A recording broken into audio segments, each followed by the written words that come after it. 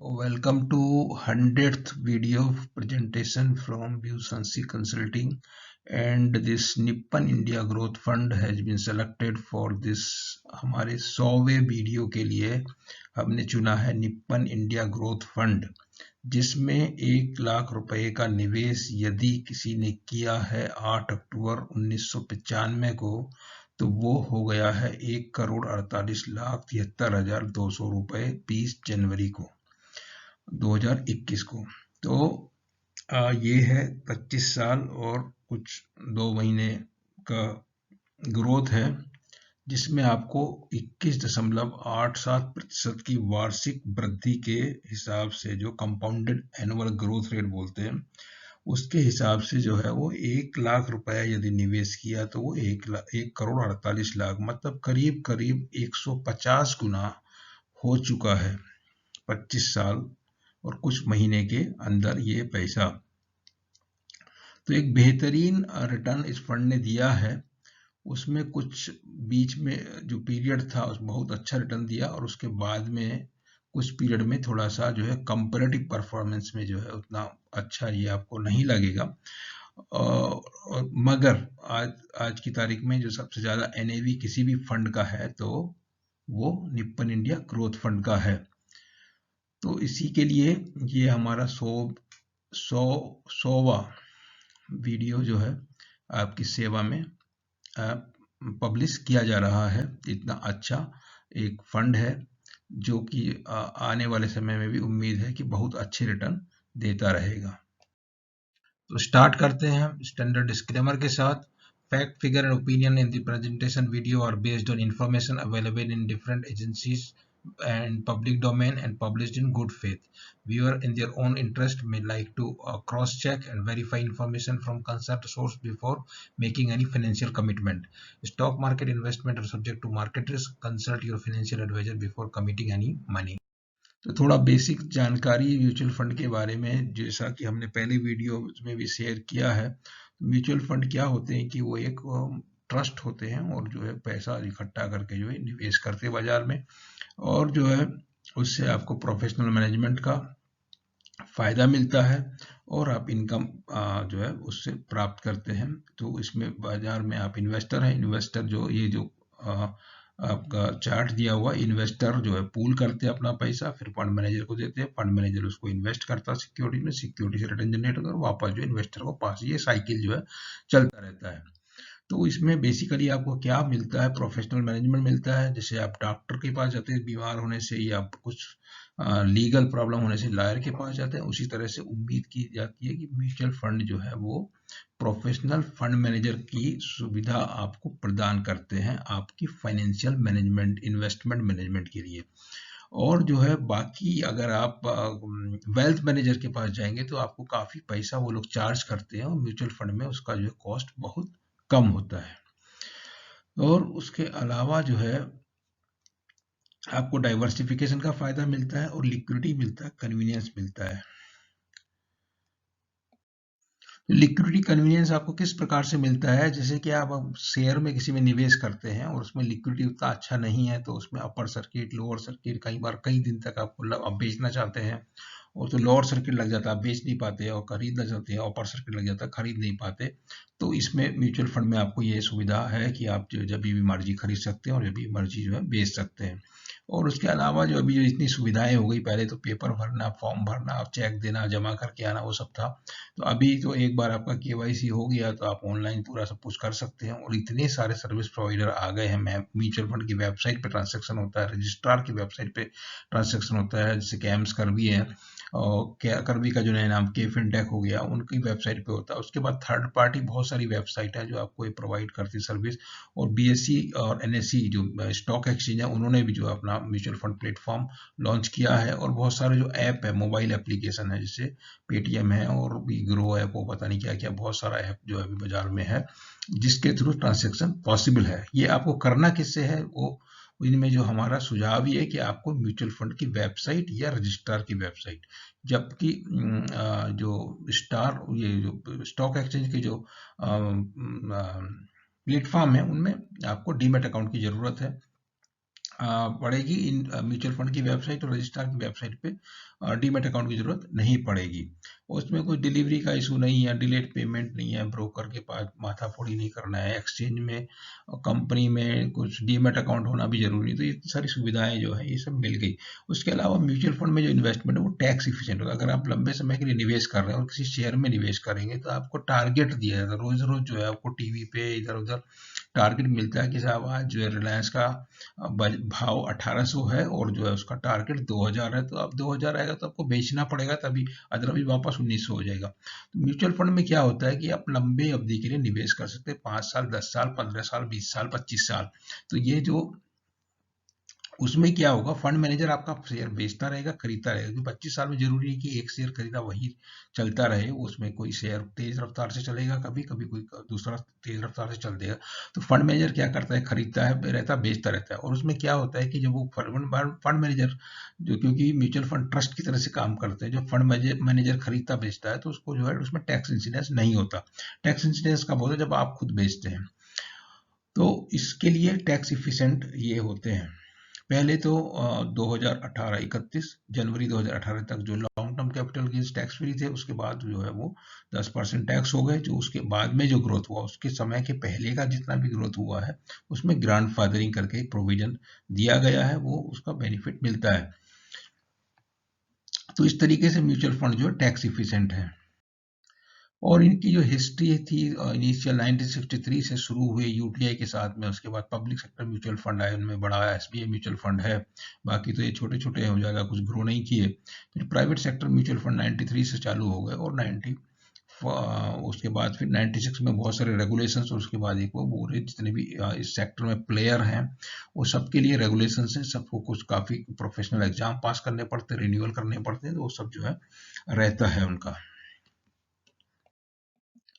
तो अभी हम फिर वापस जो है शुरू करते हैं रिलायंस म्यूचुअल फंड जो पहले हुआ करती थी, अभी जिसका नाम है Nippon life India asset management limited और निप्पन इंडिया म्यूचुअल फंड। तो इनको जो है कंपनी जो बनाई गई थी 24 फरवरी 95 को, उसके बाद जो है 30 जून 95 को इनको लाइसेंस मिल गया सेबी से। और उस समय जो है रिलायंस क्योंकि एक ही होती थी, उसके बाद जब बंटवारा हुआ दोनों में ब्रदर्स में, तो ये जो है छोटे वाले के पास आ गई जो अभी समस्या में चल रही। तो इसी के लिए उन्होंने जो अपना ये म्यूचुअल फंड का बिजनेस जो है निप्पन लाइफ को बेच दिया और इसका नाम अभी जो है निप्पन इंडिया म्यूचुअल फंड हो गया। और मेन ऑब्जेक्टिव वगैरह जो भी हैं, तो इन्होंने क्या किया, सितंबर 95 में लॉन्च किया था ये रिलायंस ग्रोथ फंड और रिलायंस विजन फंड, जिनका अलॉटमेंट 6 अक्टूबर 95 को दोनों फंड का ही हुआ था। और इनिशियली जो लॉन्च हुई थी क्लोज एंडेड फंड लॉन्च हुई थी 5 साल के पीरियड के लिए। तो उसके पहले जो होता था क्या था कि 5 साल के लिए क्लोज एंडेड फंड होती थी, और क्लोज एंड 5 साल के बाद जो आपको पैसा वापस मिल जाएगा। 5 साल बाद कैसा बाजार है, घट गया बढ़ गया, तो वो सब समस्याएं चलती थी। क्योंकि 92 में बहुत हाई होने के बाद जो 2000 तो कई साल तक कुछ ज्यादा बढ़ा नहीं, तो उस समय काफी समस्याएं चल रही थी। और उनमें क्लोज एंडेड स्कीम में कुछ खास बात ये रहती थी कि उसका नया यूनिट इशू नहीं होता था। जब भी उस समय तो एनएफओ की बजाय आईपीओ बोलते थे, उनको भी आईपीओ में जितना यूनिट इशू हो गया उतना हो गया। बाजार में अगर किसी की डिमांड है तो आपको वो एनएवी से थोड़ा प्रीमियम या एमएनएवी में मिलेगा, और डिमांड नॉर्मली कम रहती थी तो वो जो ट्रेडिंग उसको में लिक्विडिटी प्रोवाइड करने के लिए वो स्टॉक एक्सचेंज में उनका लिस्टिंग होता था और ट्रेडिंग होता था। ट्रेडिंग जो है एनएवी से डिस्काउंट पे होता था। और क्योंकि जब ये ओपन एंडेड फंड आ गए, तो ओपन एंडेड फंड में क्या हुआ कि वो सब चक्कर खत्म हो गया। आपको जब मर्जी कितना यूनिट चाहिए उतना यूनिट आप खरीद सकते हैं, और जो फंड का जो है एयूएम उसी हिसाब से बढ़ता रहेगा। जैसे जैसे भाव बढ़ेगा, जैसे जैसे यूनिट बढ़ेगा, उस तरीके से उसका एसेट अंडर मैनेजमेंट बढ़ता रहेगा। तो ये दोनों फंड एक साथ ही लॉन्च हुए थे, रिलायंस विजन फंड और रिलायंस ग्रोथ फंड। लेकिन रिलायंस ग्रोथ फंड की परफॉर्मेंस पहले से जो है रिलायंस विजन फंड की तुलना में जो है बेहतर रही है।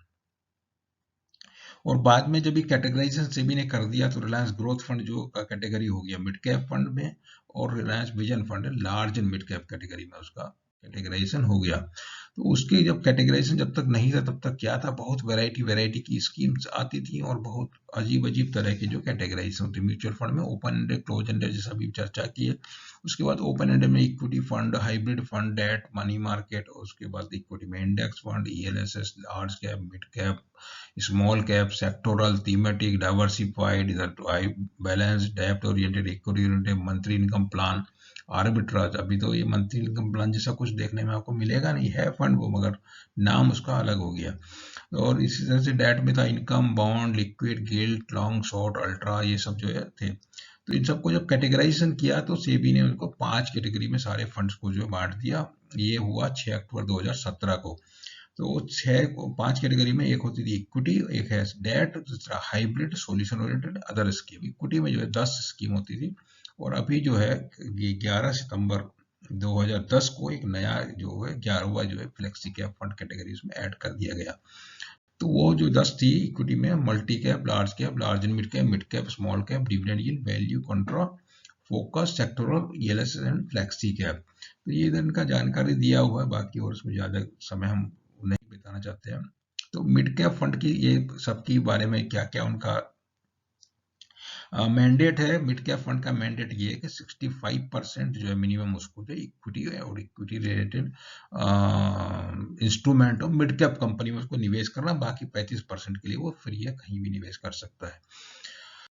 जैसा कि दूसरे वीडियो में भी जानकारी हमने शेयर किया है कि जो मिड कैप या लार्ज कैप या स्मॉल कैप, मल्टी कैप, यदि आप इन फंड में निवेश करते हैं तो आपको क्लियर एक बेंचमार्क मिल जाएगा, कैटेगरी एवरेज, क्योंकि उसी तरह के बहुत सारे फंड हाउस के फंड्स रहते हैं। कैटेगरी एवरेज और बेंचमार्क की आपको जानकारी मिलेगी, जिससे आप जिस फंड में निवेश किया है उसकी परफॉर्मेंस के बारे में जो है कंपेरेटिव परफॉर्मेंस का पता लगा के डिसीजन ले सकते हैं, कंटिन्यू करना या स्विच कर देना। तो मिड कैप फंड में जो है 26 स्कीम है एज ऑफ 31 दिसंबर। 26 फंड हाउस की 26 स्कीम है, जिनमें फोलियो है 64 लैक्स, और फंड मोबिलाइज पिछले महीना दिसंबर में 2522 करोड़, रिडम्पशन हुआ 4000 करोड़, नेट आउटफ्लो 1635 करोड़, और नेट AUM 31 दिसंबर को था 1,04,000 करोड़, और एवरेज AUM दिसंबर में 1,02,000 करोड़ ये था। और ये टोटल जो इक्विटी ओरिएंटेड फंड में 8,87,000 करोड़ था, उसमें से जो है 1,02,770 करोड़ जो है मिड कैप फंड में था। इस तरह का ये काफी बड़ा निवेश इसमें आता है। असेट क्लास में डाइवर्सिफिकेशन होता रहता है समय के साथ साथ। अब जैसे आप देख रहे हैं 2011 से 20 के बीच में एक एक साल में एक एक क्लास के जो फंड जो है चलते हैं, और ये जो पिछले 10-11 साल का जो हिसाब किताब है 10 साल का, उसमें 4 साल में large cap fund out perform किए, 3 साल मिड कैप किए और 3 साल स्मॉल कैप किए। लेकिन लार्ज कैप की जो आउट परफॉर्मेंस है वो तो यहाँ तो माइनस में करके आउट परफॉर्मेंस है, और यहाँ पे 13 में 7% है, और उसके बाद जो लार्ज कैप की जो है दिया और 2.6 है, और इधर 10% है। लेकिन जब स्मॉल कैप की आउट परफॉर्मेंस होती है तो 71% होती है, और 60% होती है, और इधर 33%, काफी ज्यादा होती है। और मिड कैप जो बीच में रहता है, जो दोनों के ज्यादा से ज्यादा समय इस तरह का रहता है। तो ये थोड़ा पहले जब आपने डिसाइड करेंगे कि आपको मिड कैप में निवेश करना है, तो फिर आपको ढूंढना पड़ेगा फंड हाउस। फंड हाउस में जो बड़े फंड हाउस हैं, हम रिकमेंड करते हैं कि आपको बड़े फंड हाउस में ही निवेश करना चाहिए। छोटे फंड हाउस के पास सुविधा, इंफ्रास्ट्रक्चर थोड़ी कंस्ट्रेंट रहती है, तो उसमें आपको सर्विस और बाकी थोड़ी प्रॉब्लम्स हो सकती है। तो 5 बड़े फंड हाउस जिनका AUM 2 लाख करोड़ से ज्यादा है, वो है SBI, Nippon India, Aditya Birla, HDFC, ICICI, Kotak. तो अभी उसी के लिए हमने जो अभी हम चर्चा कर रहे हैं निप्पन इंडिया म्यूचुअल फंड का, निप्पन इंडिया ग्रोथ फंड की। मिड कैप कैटेगरी के जो 26 फंड एग्जिस्टेंस में है, तो उनका हमने यहाँ पे डाटा लिया। 26 में से 22 का यहाँ पे आपको प्रेजेंट किया हुआ, 4 जो छोटे वाले उनको छोड़ दिया। तो उनका एक्चुअली परफॉर्मेंस 2 तरीके से आप कंपेयर कर सकते हैं, तो बेंचमार्क से करें या तो फिर कैटेगरी एवरेज से करें। बेंचमार्क क्योंकि सबका एक नहीं रहता है, इसके लिए बेंचमार्क को छोड़ के हमने कैटेगरी एवरेज के साथ कंपेयर किया। पहली लाइन में जो कैटेगरी एवरेज जो है दिया हुआ है, तो कैटेगरी एवरेज के हिसाब से आप जो है एक पर्टिकुलर फंड की आपके ऊपर ये जो है परफॉर्मेंस देखनी है, और उसको फिर डिसाइड करना है कि उसमें आपको निवेश के लिए अच्छा है या खराब है। तो अभी जैसे आप पर्टिकुलर रिलायंस ग्रोथ फंड की बात कर रहे हैं, तो इसमें जो जितने भी आपके पास डाटा यहाँ पे है 10 साल, 5 साल, 2 साल, इनमें जो है उसकी जो कैटेगरी एवरेज से बेटर परफॉर्मेंस है, इसके लिए इसको बोल सकते हैं कि ये एक अच्छा फंड है। तो अगर इसको हम देखते दूसरे तरीके से साल दर साल देखते 2010 से लगा के 2020 तक, पहले एक्चुअली क्या 2010 के पहले इसका परफॉर्मेंस बहुत अच्छा था, इसीलिए इसका आपको एनएवी अभी मिलता है जो 1400 के ऊपर चला गया। तो 2002, 3, 4, 5, 6 उसका हमने इधर कुछ नहीं दिखाया, आसानी से मिलता भी नहीं है। 7 तक जो है इसका परफॉर्मेंस एकदम बहुत लाजवाब परफॉर्मेंस था। उसके बाद जो है 10 से के बाद जो है ये थोड़ा ठंडा हो गया और फिर 17 में थोड़ा अच्छा परफॉर्मेंस दिया। फिर अभी उम्मीद है कि क्योंकि वो कुछ इस तरह का स्टॉक्स में निवेश रहता है जिनको अपना मार्केट की फ्लेवर वाले स्टॉक, जैसे क्या है आंख बंद करके एचडीएफसी और बजाज फाइनेंस खरीदने वाले नहीं हैं, दूसरे खरीदते हैं। तो उसमें अलग अलग स्टॉक में अलग अलग टाइमिंग में आपको जो है रिटर्न मिलता है। तो मिड कैप में खास एडवांटेज क्या रहता है कि मिड कैप स्टॉक में जो ज़्यादा से ज़्यादा क्या होता है, अंडर एलोकेटेड रहता है मैनी पोर्टफोलियो में, तो इसके लिए उसमें ज़्यादा रिटर्न मिलता है।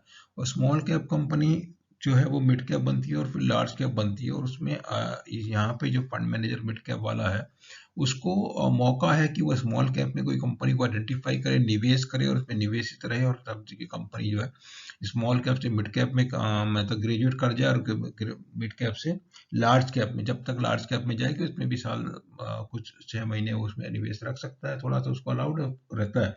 तो इस तरीके से पूरा जो साइकिल का बेनिफिट मिड कैप का फंड मैनेजर अगर अच्छा स्टॉक पिकर है तो वो ले सकता है, लार्ज कैप वाला नहीं ले सकता, वो ऑलरेडी लार्ज कैप हो गई तो फिर और क्या होगा, और लार्ज कैप में उतना ग्रोथ रिलेटिवली कम होता है। स्मॉल कैप में वाले को ये लिमिटेशन रहेगा कि जब स्मॉल कैप से लार्ज कैप हो जाएगी, स्मॉल कैप से मिड कैप तक रहेगा, लेकिन लार्ज कैप हो जाएगी तो धीरे धीरे उसको जो उससे निकलना पड़ेगा।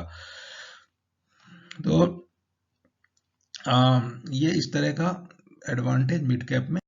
तो ज़्यादा से ज़्यादा सलाह मिलती है कि लॉन्ग टर्म के लिए निवेश कीजिए, लॉन्ग टर्म के लिए। तो कितना लॉन्ग टर्म होगा, तो उसको इस चार्ट में दिखाया गया है कि अगर आप जो है 10 साल से ज़्यादा के निवेश करते हैं तो आपको नेगेटिव रिटर्न आने की संभावना जो है नील हो जाएगी, और जो पॉजिटिव रिटर्न जो है 10 साल के ऊपर 12% से ज़्यादा तक रिटर्न मिलने की काफ़ी हद तक आपको संभावना रहेगी।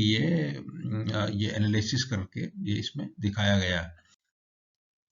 तो म्यूचुअल फंड में ये यहाँ पे जो है ये इंडेक्स है, रसेल मिड कैप इंडेक्स, और रसेल टॉप 200 इंडेक्स, और रसेल S&P 500 और रसेल 2000 इंडेक्स, ये तीन के परफॉर्मेंस कंपैरिजन किया दिसंबर 78 से लगा के दिसंबर 19 तक।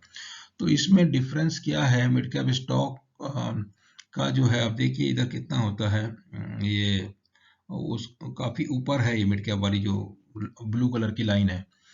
तो बाकी जो है ये 500 है या 2000 है, इनका जो है कम है, और 200 जो लार्ज कैप वाली उसका भी जो है ये रिटर्न कम है, इसका 889 है और इसका जो है 1615।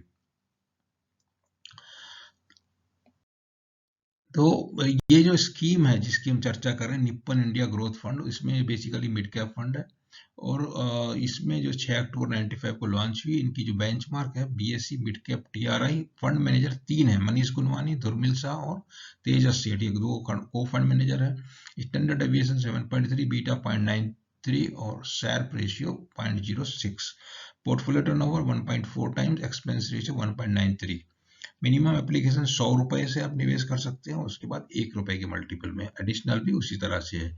एग्जिट लोड 10% का होगा, जो तक का जो है उस पर कोई नहीं लगेगा। आप जितना रुपया लगाया, 10,000 लगाया, तो अगर 1,000 निकालेंगे तो कुछ एग्जिट लोड नहीं लगेगा, और उसके आगे ज़्यादा निकालेंगे तो आपको 1% एग्जिट लोड 1 साल के पहले निकालने में लगेगा, और 1 साल के बाद जो कुछ नहीं लगेगा। इसका जो फंड साइज जो है AUM जो था, वो मंथली एवरेज दिसंबर महीने में 8,081 करोड़ था, और मंथ एंड में 8,187 करोड़। ये स्कीम में असेट एलोकेशन किस तरह से होता है, इसमें जो बोला इक्विटी क्रेडिट्स में 100 से 65% तक रखेंगे, और बाकी डेट ऑफ मनी मार्केट में 0 से 35%, और विद इन दैट 65 तो मिनिमम मिड कैप में रखना, और बाकी वाला जो वो दूसरे लार्ज कैप और स्मॉल कैप में भी रख सकता है। बाकी ऑब्जेक्टिव वगैरह दिए हुए हैं, और कैश भी रख सकता है मनी मार्केट में, दूसरे किसी तरह के इंस्ट्रूमेंट में। इस तरह से यहाँ पे आप देख सकते हैं। तो इसका जो है अगर आप पोर्टफोलियो देखेंगे तो पोर्टफोलियो में ऑटो में निवेश है, और जो है आप मैक्सिमम देखिए बहुत डाइवर्सिफाइड पोर्टफोलियो है, बहुत ज़्यादा टॉप होल्डिंग जो है मार्क की हुई रहती है, उनमें भी 2.5 है और 3 है, इस तरह से है। तो 5% से ज़्यादा निवेश किसी भी स्टॉक में नहीं है, तो इसलिए जो है उसका वोलेटिलिटी जो है कम रहता है उसके हिसाब से। और ये आप देखिए, अगर आपने बाई चांस SIP किया हुआ है 10,000 रुपए का starting from the launch date, वो तो था नहीं, ऑप्शन नहीं था, ये जो दिया हुआ है ये हाइपोथेटिकल दिया हुआ है, क्योंकि शुरू के 5 साल में तो SIP वगैरह का ऑप्शन था नहीं, क्योंकि ये क्लोज एंडेड फंड था। तो हाइपोथेटिकल अगर कर दिया, उसमें 10,000 का जो हिसाब लगाया है, तो उसमें आपने 30,20,000 रुपया जमा किया 10,000 रुपए के हिसाब से, मतलब 25 साल और 2 महीने में, और उसकी वैल्यू होती है 8,78,00,000। और अगर मान लिया उतना लंबा नहीं किया आपने, मान लिया 15 साल किया, 15 साल में आपने 18 लाख रुपया किया जमा, और उसकी 52 लाख है। 10 साल में 12 लाख रुपया किया तो उसकी 24 लाख है। 5 साल में 6 लाख किया तो 8 लाख उसकी वैल्यू है। इस तरह का रिटर्न 21.86 है 25 साल में, और 20 साल में 20.88 है। 15 में घट गया है, क्योंकि जो है ये पिछले सालों में कुछ जो है ना रिटर्न कम आया। और इसके बाद जो है बाकी जो है जो बेंचमार्क रिटर्न आप देखते हैं, बेंचमार्क का डाटा पुराना, ये 15 साल का बेंचमार्क का डाटा है। तो बेंचमार्क में 12.02 15 साल का, तो अल्फा 1.24 1.22% अल्फा दिया। 10 ईयर में भी अल्फा दे दिया, 13 से 5 मामूली अल्फा दिया। 5 साल में जो है 11% की बजाय 13% अल्फा 2% है, और यहाँ पे करीब जो 3% अल्फा है। और 1 साल में जो है वो अल्फा को जनरेट स्कीम ने नहीं किया, बेंचमार्क से कम दिया। तो ये इसका परफॉर्मेंस 1 साल के पीरियड में बेंचमार्क रिटर्न और स्कीम रिटर्न। बेंचमार्क रिटर्न है 21.25, स्कीम रिटर्न 21.99, लेकिन 3 साल में बेंचमार्क रिटर्न जो है 1.29 है और स्कीम रिटर्न 5.1, बहुत अच्छा है। 5 ईयर में करीब करीब बराबर है। और बाकी जो है यहाँ आप देखते हैं सेक्टर लोकेशन दिया हुआ है, और निप्पन इंडिया ग्रोथ फंड का ये परफॉर्मेंस फंड मैनेजर का दिया हुआ, मनीष गुनवानी जो फंड मैनेजर है, उन्होंने बेंच अल्फा जनरेट करके दिया है, नहीं दिया। बेंचमार्क 11.21 5 ईयर में, 11.6 स्कीम का है, तो मामूली सा बेंचमार्क है। 3 ईयर में बेंचमार्क 1.2 और ये स्कीम 5.1, आपको 4% करीब अल्फा मिल गया। और 1 साल में कुछ नहीं है, करीब करीब सेम है।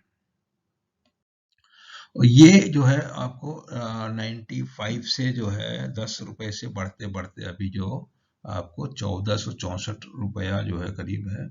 और ये इसका जो है रिस्कोमीटर है, वेरी हाई कैटेगरी में अभी आते हैं।